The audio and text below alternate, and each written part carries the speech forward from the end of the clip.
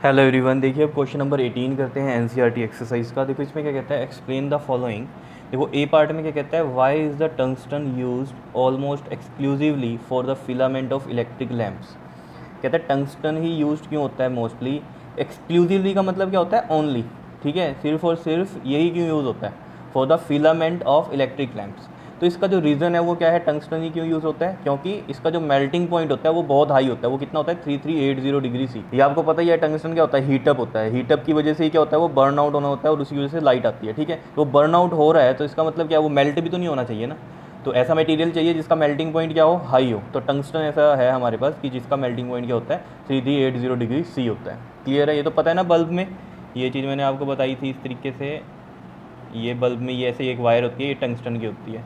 ठीक है, next B part में देखते हैं हम क्या कहता है, why are the conductors of electric heating devices such as bread toasters and electric irons, जो प्रेस होती है कपड़ों पे करने वाली, made of an alloy rather than a pure metal. अब देखो जो ब्रेड टोस्टर होता है उसके अंदर हम ब्रेड रखते हैं, वो भी क्या करता है, उनको हीटअप ही करता है। और इलेक्ट्रिक आयरन भी क्या होती है, हीटअप ही होती है। तो दोनों का काम क्या है, हीटअप होना है। ठीक है, तो एलॉयज ही क्यों यूज़ हो रहे हैं, क्योंकि इनकी जो रेजिस्टिविटी है वो क्या होती है, बहुत ज़्यादा हाई होती है। और रेजिस्टिविटी हाई का मतलब क्या है, रेजिस्टेंस हाई है। इसका मतलब ये देखो ना, एच इज इक्वल टू में आई स्क्वेयर आर टी वाले से रेजिस्टेंस हाई है, तो ऑब्वियसली बात है ये क्या होंगे, हीटअप ज़्यादा होंगे। डायरेक्टिव पोर्शन है, जिस भी मटेरियल का रेजिस्टेंस ज़्यादा होगा वो क्या होगा, हीटअप ज़्यादा होगा। क्या इतनी बात क्लियर है या नहीं है, समझ रहे हो। तो इसीलिए लिख रखा है ये हमने कि because alloy has very high resistivity. तो एलॉयज़ की जो रेजिस्टिविटी वो बहुत हाई होती है एज कम्पेयर टू अगर हम बात करें प्योर मेटल्स की। इसलिए प्योर मेटल्स के नहीं होते, किसके होते हैं, एलॉयज़ के होते हैं। और एलॉयज़ आपको पता ही है ना क्या होता है, कम्बिनेशन होता है 2 और 3 प्योर मेटल्स का। क्लियर है, ठीक है।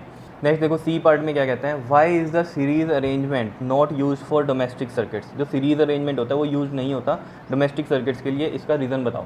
देखो ये चीज़ें मैंने सब आपको जब थ्योरी समझाई थी इस चैप्टर की, तब वहाँ पर क्लियर की हुई है। ठीक है, लेकिन यहाँ पर क्वेश्चन है तो इसको देखो दोबारा से समझ लो। देखो सीरीज़ में कैसे होगा, जैसे मान लो ये मैं 3 कंपोनेंट इस तरीके से रेजिस्टेंस की फॉर्म में आपको बता रहा हूँ। ठीक है, यहाँ पर ये हमने बैटरी इस तरीके से लगा दी और यहाँ पर मैं पैरेलल कम्बिनेशन बना रहा हूँ। ठीक है, 3 कंपोनेंट का इस तरीके से, और ये भी क्या है, इस बैटरी से कनेक्टेड है। सिर्फ समझाने के लिए बता रहा हूँ कि रीज़न क्या है कि सीरीज़ अरेंजमेंट यूज़ नहीं होता डोमेस्टिक सर्किट्स में। देखो ज़रा, ये मान लो ये फ्रिज है, ये टीवी है और ये बल्ब है। ठीक है, अब देखो यहाँ से करंट जा रहा है। अब मान लीजिए कि इन तीनों में से कोई भी एक कंपोनेंट क्या हो गया, ख़राब हो गया। जैसे मान लो फ्रिज ख़राब हो गया, तो ये फ्रिज ख़राब हो गया अगर, तो ऑब्वियस ही बात है अब ये पूरा सर्किट क्या हो गया, ब्रेक हो गया।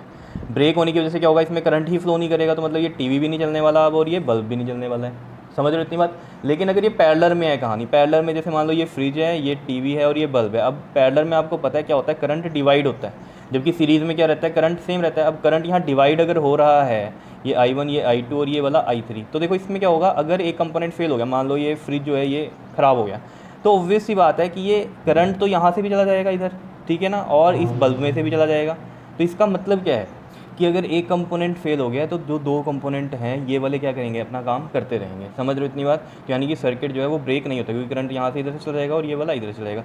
लेकिन इसमें क्या हो रहा था, करंट को यही रास्ते से जाना है, तो ऑब्वियस एक कंपोनेंट फेल हो गया तो पूरा ही रास्ता क्या हो जाएगा, ये ब्रेक हो जाएगा इसमें। समझ रहे हो, तो कोई भी कंपोनेंट वर्क नहीं करता सीरीज़ में, लेकिन पैरेलल में करता है। इसीलिए जो डोमेस्टिक पर्पज़ से हम यूज़ करते हैं वो कैसे कम्बिनेशन यूज़ करते हैं, पैरेलल में। आपके घरों वगैरह में भी आप देखना जो कम्बिनेशन होता है वो कैसा होता है, पैरेलल में होता है। इसलिए एक बल्ब अगर ख़राब हो गया तो ये थोड़ी है पूरे घर का जो सिस्टम है वो बंद हो जाएगा। ठीक है ना, तो उस बल्ब को आप चेंज कर देते हो, सीधी सी बात है। ठीक है, लेकिन अगर सीरीज़ में होता वही चीज़, अगर एक बल्ब ख़राब है तो ना तो टीवी चलेगा ना ही फ्रिज चलेगा। समझ रहे हो कहानी को पूरी की पूरी। तो यही लिखा हुआ है यहाँ पर, in case of series connection when one component fails the circuit is broken. एक अगर कंपोनेंट फेल तो सर्किट ब्रेक हो जाएगा, and none of component work, तो कोई भी कंपोनेंट वर्क नहीं करेगा। But in case of parallel connection circuit divide the current throughout the electrical component. और पैरेलल में हमें पता है कि जो करंट होता है वो डिवाइड होता है, ठीक है, पूरे इलेक्ट्रिकल कंपोनेंट में। तो अगर एक कंपोनेंट फेल हो भी गया तो जो सर्किट है वो ब्रेक नहीं होगा, and other component works properly, और जो दूसरे कंपोनेंट है वो वर्क प्रॉपरली करेंगे। क्लियर है इतनी बात। नेक्स्ट देखते हैं, देखो डी पार्ट में ये चीज़ समझ में आ गई ऊपर सीरीज़ वाली। ठीक है, तो इसीलिए आपको समझ में आ जाना चाहिए पूरा का पूरा सिस्टम कि जो डोमेस्टिक सर्किट्स हैं उनमें सीरीज़ कम्बिनेशन यूज़ नहीं होता है। ठीक है, डी पार्ट में चलते हैं। देखो क्या कहता है, how does the resistance of wire very with its area of cross section. कहते हैं रेजिस्टेंस जो है वो कैसे वेरी करता है एरिया के साथ। तो ये आपको पता है कहानी, रेजिस्टेंस हमेशा क्या होता है, इन्वर्सली प्रोपोर्शनल टू एरिया होता है और डायरेक्टली प्रोपोर्शनल टू लेंथ होता है, ये हमें पता है। ठीक है, तो एरिया के इन्वर्सली होता है तो हमने लिख देना इन्वर्सली प्रोपोर्शनल होता है। इसका मतलब क्या होता है, एरिया ज़्यादा तो रेजिस्टेंस कम, और अगर एरिया कम तो रेजिस्टेंस ज़्यादा।